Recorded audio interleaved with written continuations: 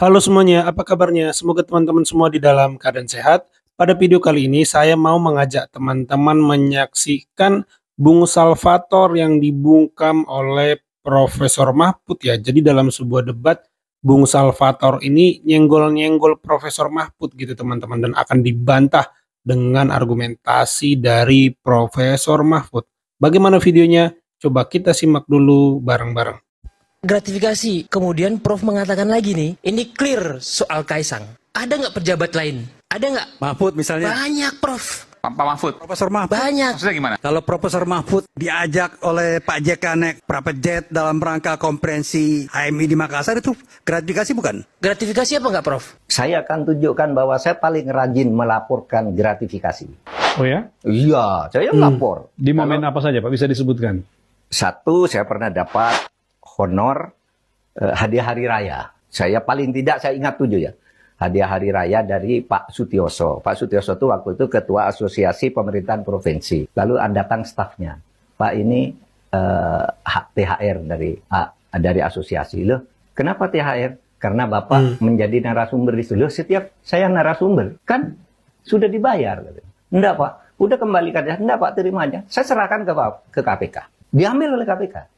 Saya kira saya orang pertama yang menyerahkan honor ke KPK. Karena sesudah saya menyerahkan itu seminggu, terus pimpinan KPK bilang, para pejabat ini tidak ada yang sadar ya untuk melaporkan gratifikasi. Sampai sekarang hanya 1 yang melapor, berarti saya. Iya, waktu itu saya merasa saya orang pertama yang paling sadar gratifikasi. Sesudah itu baru banyak. Ya.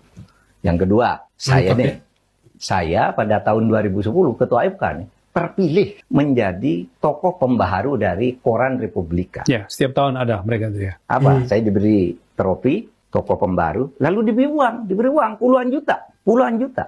Terus saya lapor ke KPK. KPK, ini saya dapat trofi ini, tapi saya dikasih uang. Lalu sesudah kira-kira 2 minggu KPK yang surat, itu uang Bapak, hak Bapak. Kata KPK. KPK, ada suratnya.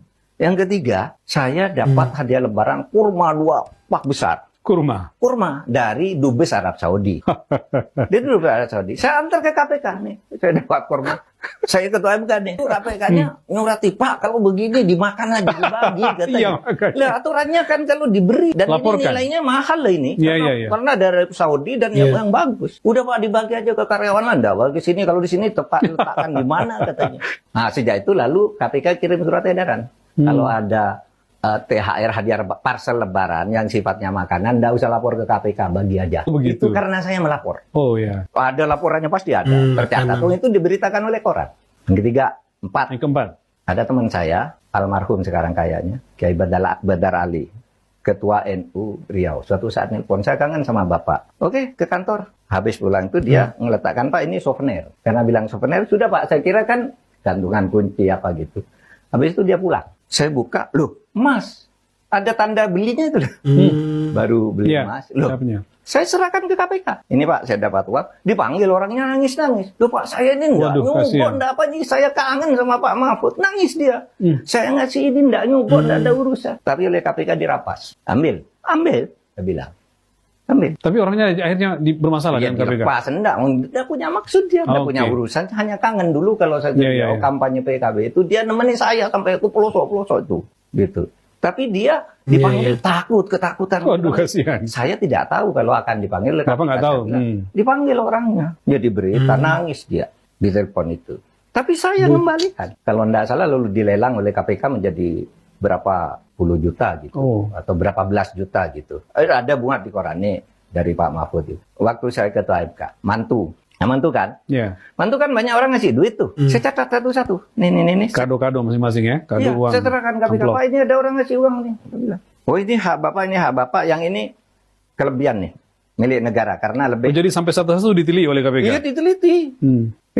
Ini hak Bapak. Lalu dipotong 160 juta kembalikan ke KPK. Ambil. Kembali. Padahal itu orang datang ngasih salaman kata, saya lapor, ya kan?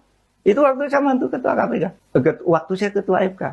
Lagi, sesudah saya ketua Menko Polhukam. Udah 7 nih, ini yang ke-7 nih. Atau berarti lebih ya? Kalau begitu masih banyak. Gitu ya? Ini kan belum sampai Waktu ke Menko apa Pak? Waktu Menko Polhukam? Waktu Menko Polhukam, seorang staf saya datang dari Perancis, ngasih tas oleh-oleh untuk ibu. Dari Perancis, tas untuk ibu. Wah, terus saya bilang, wah ini ada oleh-oleh ini nggak boleh diterima. So, Bapak sampaikan ke Ibu dulu? Iya. Ini apa? Wah ini mahal nih, puluhan juta. Saya bilang, wah aku ngapain pakai puluhan juta? Wong tasku 300.000. Kata Ibu? Kata ibu, tas saya tuh kelas Tanah Abang dan kelas Tanggulangin, kata dia. Ngapain saya pakai tas gitu? Iya, iya. Udah kembalikan KPK. Mantap, ya. Diambil oleh KPK. Tas Anda diambil oleh KPK. KPK menilainya pada waktu harganya 17 juta. Ambil sampai sekarang. Itu Tanpa sepengetahuan orang yang memberikan itu ya? tahu akhirnya. Tahu akhirnya. Karena setiap bepergian mau oleh-oleh diberitahu oleh CP saya. Pak Mahfud kalau kamu ngasih nanti dikasih ke KPK.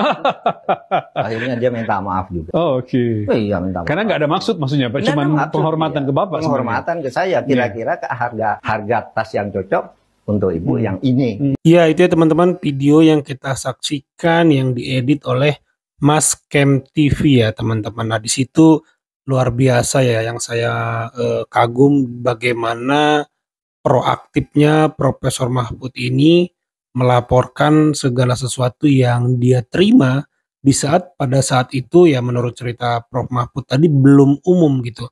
Belum menjadi sesuatu kebiasaan orang melaporkan pemberian yang diterimanya gitu ya ke KPK, tapi Pak Mahfud Profesor Pak Mahfud sudah mempelopori nerima tas, nerima emas ya teman-teman itu diserahkan ke KPK gitu ya teman-teman bahwa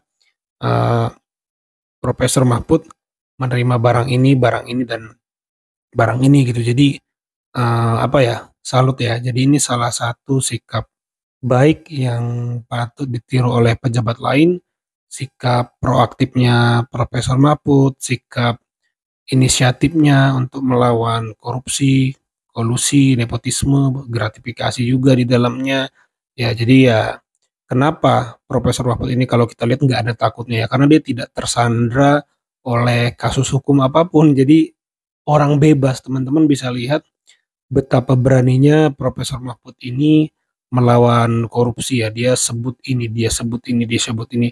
Karena dia memang tidak ada beban ya, orang dia tidak tersandra kasus apapun ya. Jadi luar biasa kita butuh pendekar-pendekar hukum seperti Profesor Mahfud ini agar negara ini bersih ya. Mau bagaimanapun programnya kalau tidak dijalankan dengan bersih, bebas dari korupsi, pasti tidak akan maksimal hasilnya, bahkan cenderung membawa kemiskinan kepada orang banyak ya teman-teman. Karena programnya nggak sukses, uangnya dikorupsi kan tentu yang miskin yang tidak merasakan manfaatnya rakyat. Itu kalau menurut saya. Kalau menurut teman-teman, coba tulis di kolom komentar. Itu saja video kali ini. Sampai jumpa di video saya selanjutnya.